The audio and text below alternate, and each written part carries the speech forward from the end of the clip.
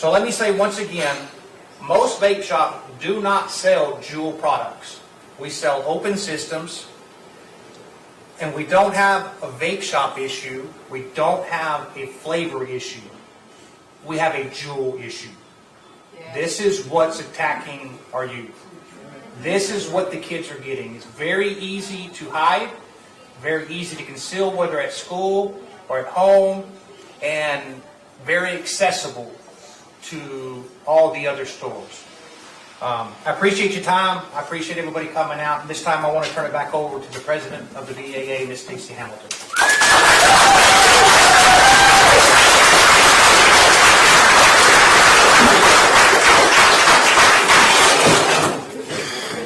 Y'all might have missed the fact I'm kind of short.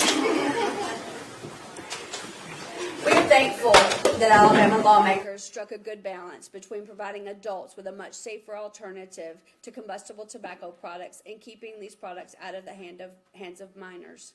The current legal age to vape in the state of Alabama is 19 years old. This is now an education and an enforcement issue. We understand that this is a fast-moving technology, and it can be very difficult for law enforcement, most especially school resource officers, to know the difference between these products that are hitting the market. We would love to be a resource in understanding the difference between legal, regulated nicotine products and illicit black market marijuana products. I'm happy to provide my contact information to anyone in law enforcement, teachers, SRO officers, or anyone charged with the care of our youth. Banning flavors or vaping in general would remove the most successful alternative to smoking combustible tobacco in 120 years. It would close 14,000 small businesses across the United States. That includes more than 200 shops in Alabama. That's 166,000 jobs across the United States, 1,100 of which are in Alabama. Not to mention, it'll create a massive black market, to which we've already seen with the marijuana industry can cause serious injury and death. 480,000 people in the U.S. die due to smoking-related illness every year. And they deserve to have what the Royal College of Physicians, Public Health England, and even the American Cancer Society considers a safer alternative. Let's please not forget that while we are hearing legislators talk about banning this safer alternative according to the Royal College of Physicians and Public Health England, I have to put that disclaimer in there. I'm not making that, myself. What we're not hearing being discussed is banning combustible tobacco. We're not hearing alcohol being discussed, both of which youth use at a higher rate than vaping. And we know that smoking kills. If you vape or care for someone who vapes, I encourage you to register to vote. We are 13.8 million strong. Our voices matter. I'll open the floor for questions now. Where do you go from here, Ms. Hamilton? We continue to fight. We are being attacked from every angle, and we band together, we stand together, and we fight together to try and get across the point that these products are better than combustible cigarettes.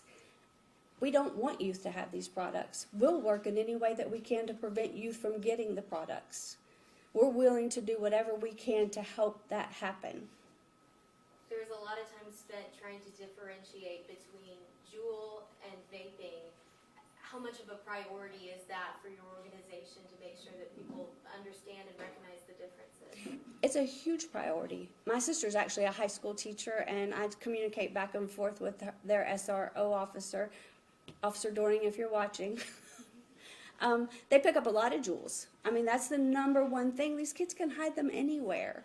And that really super high nicotine levels are dangerous for them. They shouldn't have them. They shouldn't have any vape product.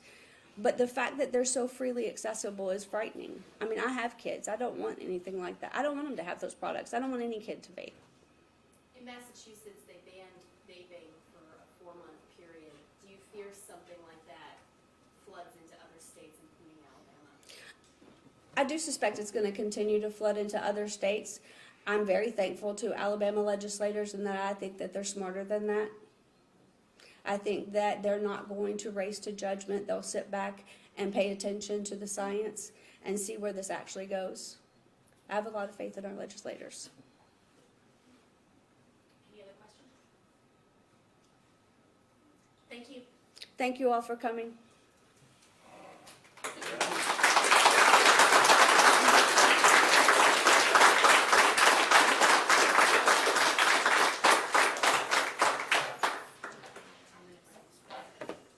Hey guys, we're going to take a 10-minute break and give our press an opportunity to pack up their stuff, and then we'll continue on, and I'll answer questions for you all individually.